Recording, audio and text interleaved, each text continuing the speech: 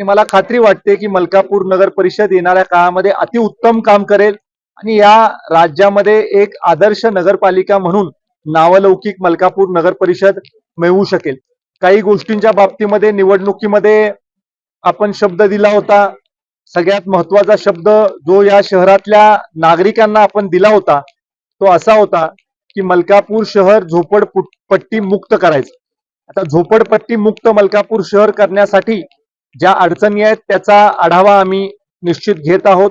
1995 साली इथं झोपडपट्टीचं पुनर्वसन झालं आणि झोपडपट्टीचं इथं ज्या वेळेला स्थापना झाली त्यावेळेला 140 कुटुंब साधारणतः त्या काळामध्ये होते आणि 30 वर्षानंतर आता कुटुंबाची संख्या स्थलांतरित लोकांना गृहीत धरून 540 इतकी झालेली आहे आणि त्यामुळं 6 हेक्टर जागेमध्ये 540 कुटुंबांचं पुनर्वसन करणे हा आमचा पहिला अजेंडा असणार आहे.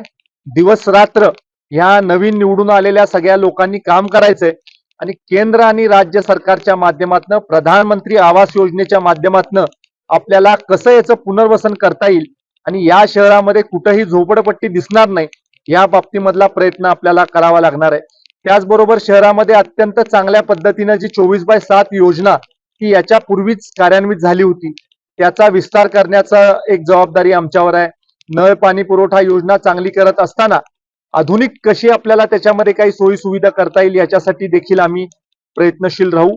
अंडरग्राऊंड ड्रेनेजचा विस्तार करणं आवश्यक आहे. तो कसा करायचा तोही आराखडा तयार करण्याच्या बाबतीमध्ये आमची चर्चा झालेली आहे आणि मला असं वाटतं की हा कारभार वाढत चाललेला असल्यामुळं ह्याच वर्षामध्ये 2026 साली नवीन इमारत जी 2018 साली सुरुवात त्या कामाला केली होती राहिलेला निधी उपलब्ध करून देऊन ती इमारत पूर्ण करून त्याचं उद्घाटन आपल्याला कसं घेता येईल याच्यासाठी देखील आम्ही पावलं टाकणार आहोत. एकंदरीतच मलकापूरच्या आधुनिकीकरणासाठी मलकापूरच्या एक डिजिटल नगरपालिका किंवा लोक अभिमुख कारभार करणारी नगरपालिका म्हणून नावलौकिक निर्माण करण्यासाठी जे काही करायला लागेल हे आपण सगळं करणार आहोत. त्याचबरोबर सगळे नवीन निवडून आलेले लोक आहेत त्यांना मी सक्त सूचना दिलेल्या आहेत की 0 टॉलरन्स टू करप्शन अशा पद्धतीचा कारभार मलकापूर नगरपालिकेचा राहील.